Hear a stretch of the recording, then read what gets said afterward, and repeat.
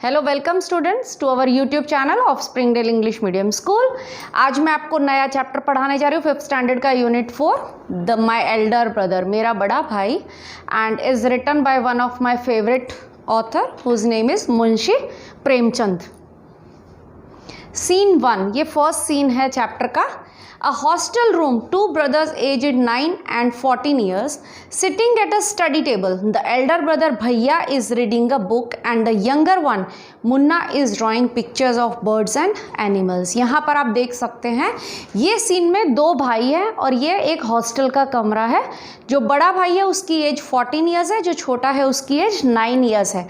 सो जो बड़ा भाई है उसको हम यहाँ पर भैया बोल रहे हैं और जो छोटा भाई है उसका नाम मुन्ना है। तो भैया जो है वो रीड कर रहे हैं, बुक रीड कर रहे हैं, और जो छोटा भाई है वो ड्राइंग कर रहा है अब पेपर में बर्ड्स और एनिमल्स की।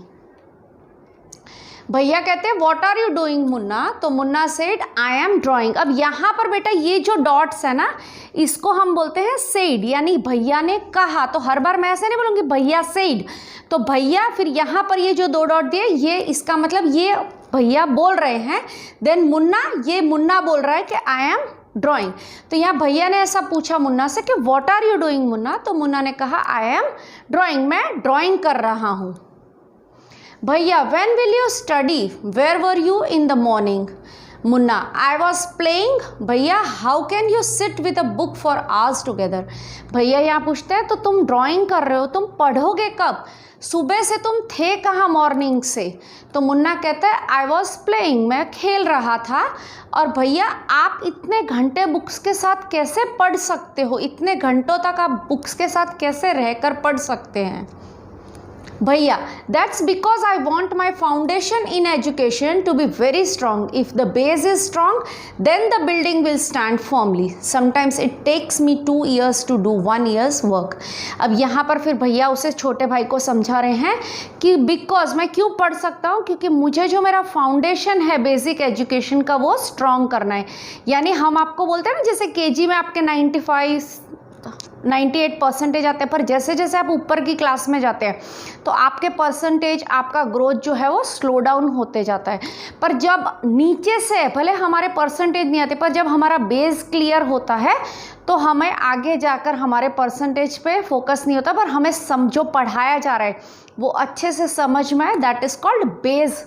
तो भाई ऐसा बोल रहा है कि जो बेस होना चाहिए वो स्ट्रॉन्ग होना चाहिए, जो हमारी फाउंडेशन होनी चाहिए।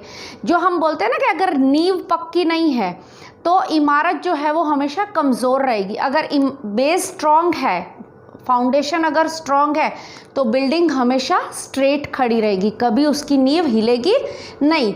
Sometimes it takes me 2 years to do 1 year work. कभी कभी मुझे 1 साल की पढ़ाई करने में 2 साल लग जाते, क्योंकि मुझे वो सब कुछ क्लियर करना है। सिर्फ 1 साल में 1 साल की पढ़ाई ख़त्म नहीं कर सकता। मुन्ना भैया you are 5 years older than I am and 3 classes ahead of me. I wonder why you keep writing the same word 20 times, one sentence more than 20 times and copy poems several times in beautiful letters. अब यहाँ पर मुन्ना कहता है आप मुझसे 5 साल बड़े हो, पर आप मुझसे 3 ही क्लास आगे हो, क्योंकि 3 अगर 5 साल बड़े हैं तो 5 क्लास आगे होना चाहिए, पर आप मुझसे 5 साल बड़े हो और 3 क्लास आगे हो। तो मुझे ऐसी आश्चर्य होती है कि why you keep writing the same words 20 time. तुम एक ही वर्ड को 20 टाइम्स क्यों लिखते हो? एक ही सेंटेंस को मोर देन 20 टाइम्स क्यों लिखते हो? 20 बार से भी ज़्यादा एक वाक्य, एक सेंटेंस को क्यों लिखते हो? और कुछ पोएम्स तो आप सेवरल टाइम्स लिखते हो, बहुत टाइम, इनडेफिनेट, यानी गिन भी नहीं सकते उतनी टाइम से आप पोएम को ब्यूटीफुल लेटर्स में, यानी बहुत खूबसूरत राइटिंग्स में लिखते हैं। भैया you know studying English is no child's play. One has to work very hard in order to learn the subject. To speak or write English properly, tremendous effort is required. But the moment you get a chance, you run to the field, play marbles and fly paper kites, or sit idling away with friends for fun. Can't you sit down and study? तो यहाँ पर भैया बोलता है तुम्हें पता है कि इंग्लिश पढ़ना बच्चों का खेल नहीं है। Studying English is no child's play, बच्चों का खेल नहीं है। One has to work hard, इंसान को बच्चों को बहुत मेहनत करनी पड़ती है कोई भी सब्जेक्ट पढ़ने के लिए। टू स्पीक और राइट इंग्लिश, इंग्लिश बोलना या लिखना उसमें बहुत एफर्ट, ट्रेमेंडियस मतलब बहुत एफर्ट, बहुत कोशिश करनी पड़ती है, बहुत मेहनत लगती है इंग्लिश लिखना और बोलने के लिए। But the moment you get chance, पर जैसे ही तुम्हें मौका मिलता है तुम भाग जाते हो बाहर ग्राउंड में, मार्बल्स यानी कंचे खेल रहे हो, पेपर की काइट बनाकर उड़ा रहे हो, या सिर्फ यूं ही अपने फ्रेंड्स के साथ गॉसिप करने बैठ जाते हो। Can't you sit down and study, तुम बैठकर पढ़ाई नहीं कर सकते? ऐसा भैया ने कहा। मुन्ना, ओ भैया there is a big mela in the village today, should we go? Munna ऐसे बोलता है भैया आज गांव में बहुत बड़ा मेला है, क्या हम जाएंगे या हम जा सकते हैं? भैया, have you ever seen me going to a fair or going to watch a cricket or hockey match? I don't go near them, I prefer to study a book, I don't mind repeating a class for more than 2 years, but you might stay in the same class all your life. Do you expect to pass if you waste your time playing all the time? You are simply wasting father's hard-earned money. अब भैया ऐसा बोलता है उसको जवाब में, जब उसने पूछा कि हम मेले में जा सकते हैं, वो ऐसे बोलते हैं हैव यू एवर सीन, क्या तुमने कभी देखा है मुझे मेले में जाते हुए या क्रिकेट हॉकी मैच हो रहा है वहाँ देखने जाते हुए? आई डोंट गो नियर देम, मैं कभी वहाँ उनके पास जाता नहीं हूँ. आई प्रिफर टू स्टडी, मैं स्टडी करना प्रिफर करता हूँ. आई don't mind repeating a class for more than 2 years, मैं एक ही क्लास में 2 साल पढ़ना भी प्रिफर कर सकता हूँ क्योंकि I believe in making foundation very strong. But you might stay in the same class for the whole life. फिर भैया ऐसे बोलता है मैं, तुम्हें तो कोई फ़र्क नहीं पड़ता, तुम पूरी ज़िंदगी भी एक क्लास में रह सकते हो. Do you expect to pass if you waste your time, तुम ऐसा मान सकते हो कि तुम टाइम वेस्ट करके वो क्लास पास ऑन कर सकते हो? प्लेइंग ऑल द टाइम, पूरा दिन खेलते हुए तुम ऐसा एक्सपेक्टेशन रख सकते हो, ऐसी उम्मीद रख सकते हो कि मैं क्लास में पास हो जाऊंगा? You are simply wasting father's hard earn money, पापा के मेहनत से कमाए हुए पैसे तुम बिल्कुल वेस्ट कर रहे हो. Munna starts crying on being scolded and sobbing sounds वाह वाह वाह बा बा बा हु आर हर्ड. अब ये जब उसने, उसके बड़े भाई ने उसे डांट लगाई तो मुन्ना रोने लगा. ये सब सुनकर वो रोने लगा और स्कोल्डेड, डांटे जाने पर, और रोने लगा और ज़ोर ज़ोर से रो के ये इस तरह के साउंड निकल, जब हम रोते हैं तो इस तरह की आवाज़ निकालते हैं, तो ही वॉज ऑल्सो सॉबिंग. हु? Munna was sobbing. मुन्ना, भैया I feel like running away and going back home, भैया मुझे ऐसा लग रहा है मैं भाग जाऊं और भागकर घर चला जाऊं. कहाँ से चला जाऊं? तो ये जो सिनारियो था, फर्स्ट सीन था, वो हॉस्टल का था. तो ये मुन्ना ऐसा कहता है मुझे ऐसा लगता है मैं हॉस्टल छोड़ के भागकर घर चला जाऊं. भैया, now stop crying, put on a nice smile, look I will make a time table for you to follow, get up at dawn. भैया ऐसे बोलता है नाउ स्टॉप क्राइंग, अब बस बहुत हुआ, चुप हो जाओ. And put a nice smile, अपने मुंह पर एक अच्छी सी स्माइल लाओ. लुक, देखो मैंने तुम्हारे लिए एक टाइम टेबल बनाया है जो तुम्हें फॉलो करना है, और सुबह सूर्योदय से पहले तुम्हें उठना है. गेट अप एट डॉन यानी कि सूर्योदय से पहले. यहाँ पर ये टाइम टेबल भैया ने बनाया है मुन्ना के लिए. ये आपकी बुक में भी है, ये आपको अच्छे से स्टडी करना है और इसी तरह से आपको अपना शेड्यूल बनाकर पढ़ाई करनी चाहिए. Munna, but when is the time to play? Munna कहता है पर इसमें खेलने का टाइम तो है ही नहीं. भैया, play what is the need? Munna, खेलने की ज़रूरत क्या है, ऐसा पूछते हैं भैया. Munna said, oh I love the green fields, the gentle breeze, I want to jump up like a football. I like the touch and go and sounds of the hurry and flurry of volleyball.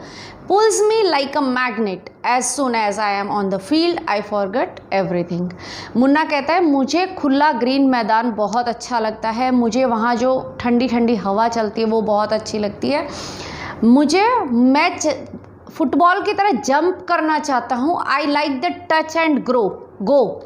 मैं दौड़कर जाना चाहता हूँ, touch करके वापस भागना चाहता हूँ, और जो वॉलीबॉल है वो मुझे अपनी तरफ मैग्नेट की तरह खींचती है, अट्रैक्ट करती है. As soon as I am on the fields, मैं जैसे ही मैदान में जाता हूँ मैं सब कुछ भूल जाता हूँ. I forget everything.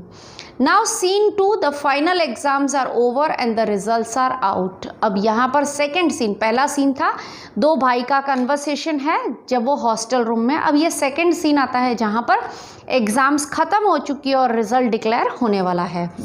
भैया, as I have failed once again. भैया कहता है ओह मैं फिर से फेल हो गया. मुन्ना, ओ बट भैया I have passed and topped my class. Now there is only 2 years difference between us. पर मुन्ना कहता है ओ भैया मैं तो पास हो गया, अब आपके और मेरे बीच में एकेडमिक ईयर्स का 2 साल का ही डिफरेंस रह गया. जो 3 साल का था उसकी जगह सिर्फ 2 क्लास का हमारे बीच में डिफरेंस रह गया.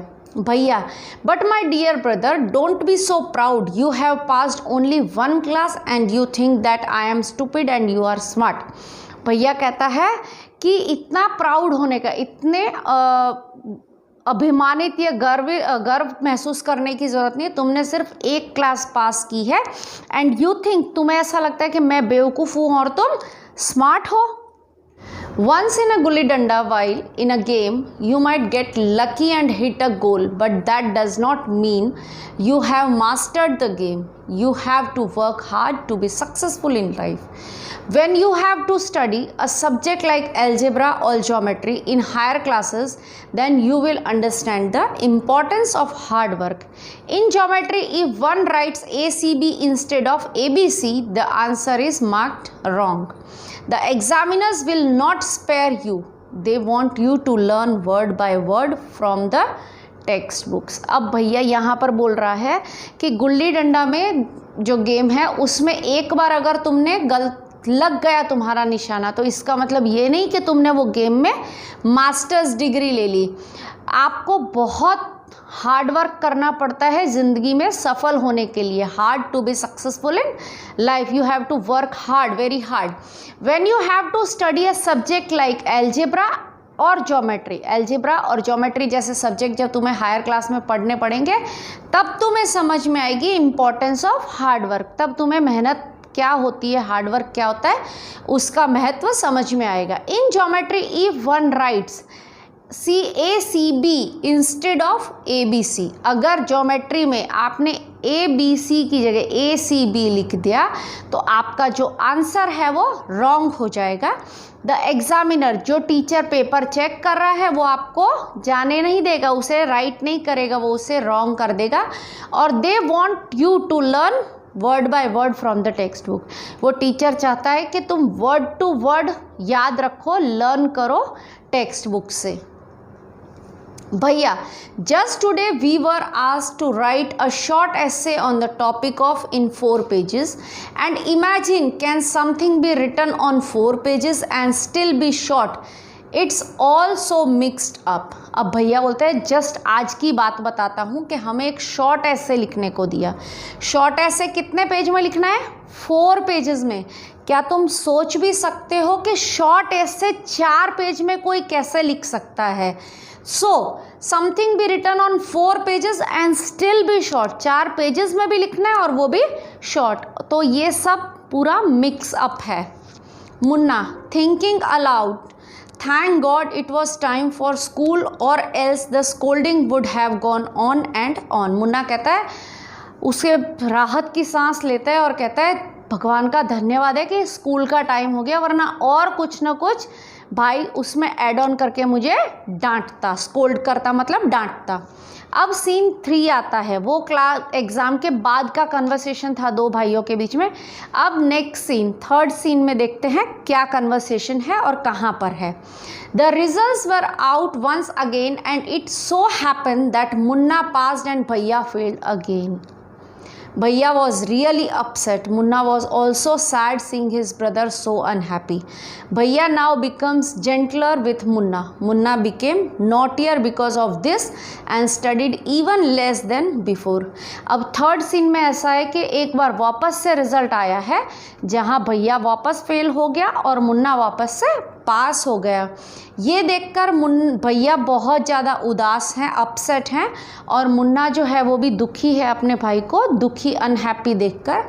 भैया नाउ बिकम्स जेंटल। अब भाई जो गुस्सा करता था या उसे हमेशा बोलता रहता था पढ़ो पढ़ो, तो वो अब थोड़ा जेंटल हो गया, थोड़ा सॉफ्ट नेचर हो गया। और मुन्ना बिकेम नॉटियर। मुन्ना जो था वो और ज़्यादा बदमाश हो गया। जो इतना देर वो पहले पढ़ता था उससे भी अब कम देर पढ़ने लगा, क्योंकि उसे ऐसा लगता था वर्क हार्ड करके भी मेरा भाई तो फेल हो रहा है, बट मैं तो कम पढ़ के खेल कर भी मैं पास तो हो ही जा रहा हूँ। तो उसने जितनी पढ़ाई कर रहा था उसमें भी कट ऑफ करके उससे भी कम टाइम के लिए पढ़ने लगा। Munna talking aloud, I am lucky I can pass easily. I need not study so hard. Now I can play games with my friends and fly kites. But I should still be careful that Bhaiya does not see me flying kites. अब मुन्ना जोर से चिल्लाते हुए बोलता है कि ओ I am lucky, मैं बहुत लकी हूँ। आई कैन पास ईजीली, मैं बिना मेहनत करे भी ईजीली पास हो सकता हूँ। I need not study so hard, मुझे बहुत ज़्यादा पढ़ने की या मेहनत करने की ज़रूरत नहीं है। I can now play games, fly kites with my friends, मैं खेल सकता हूँ अपने फ्रेंड्स के साथ, पतंग भी उड़ा सकता हूँ, बट मुझे अभी भी केयरफुल रहना पड़ेगा, ध्यान से रहना पड़ेगा कि मेरा भाई जो है मुझे पतंग उड़ाते हुए देख ना ले। One day a kite is flying slowly downwards. Munna starts running in order to grab it. Suddenly he comes face to face with भैया। एक दिन की बात है, जब मुन्ना पतंग उड़ा रहा था तो अचानक से वो पतंग नीचे की तरफ आने लगी और मुन्ना दौड़ रहा है उसे पकड़ने के लिए, और तभी अचानक से भैया उसके फेस टू फेस, यानी इधर से मुन्ना दौड़ रहा था और इधर से भैया आ रहे थे, दोनों फेस टू फेस मिलते हैं। भैया catching hold Munna's hand, aren't you ashamed to be playing kites all day long? Don't you realize that now you are in the 8th class and are not studying in a lower class? If you think that I am just one class ahead of you and I can't say anything, you are wrong. भैया बोलता है उसको, उसका हाथ पकड़ते हुए, मुन्ना का हाथ पकड़ते हुए, कि तुम्हें शर्म नहीं आती, तुम अभी भी पतंग उड़ा रहे हो, खेल रहे हो पूरा दिन। डोंट यू रियलाइज, तुम्हें महसूस नहीं होता कि अब तुम 8th क्लास में आ गए हो, तुम्हें वर्क यानी तुम्हें मेहनत करनी है। Studying in a lower class, अब तुम छोटी क्लास में नहीं रहे कि तुम नहीं पढ़ोगे तो चलेगा। और अगर तुम्हें ऐसा लगता है कि अब हमारे बीच में सिर्फ एक क्लास का अंतर है तो मैं तुम्हें नहीं डांटूंगा या मैं तुम्हें कुछ नहीं कह सकता, तो तुम बिल्कुल गलत हो। You are wrong. I am 5 years older than you are and will always be. Understanding doesn't come only from reading books. Look at Ma and Baba. Ma has never gone to school and Baba has only passed 5th class. Munna, really भैया, is that true? अब मुन्ना भैया ऐसे बोलते हैं कि मैं तुमसे 5 साल बड़ा हूँ और you are will be always younger, तुम मुझसे हमेशा छोटे रहोगे। और समझदारी सिर्फ स्कूल में जाकर बुक्स पढ़ने से नहीं आती है। तुमने कभी अपने मम्मी पापा को यानी माँ और बाबा को देखा है? माँ तो कभी स्कूल गई भी नहीं और बाबा सिर्फ 5th क्लास पास करा है, यानी 5th तक ही पढ़े हैं। तो मुन्ना कहता है रियली भैया, इज़ दैट ट्रू? भैया क्या सही में पापा मम्मी इतना कम पढ़े हैं या माँ कभी स्कूल नहीं गई है?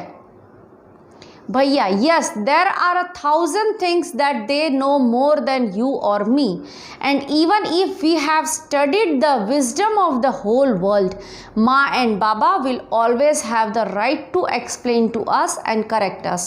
Now what would you do if I were to fall sick today? अब यहाँ पर भैया बोलता है बिल्कुल सही है कि देर आर 1000 थिंग्स, हजारों बातें ऐसी हैं जो वो हमसे ज़्यादा जानते हैं।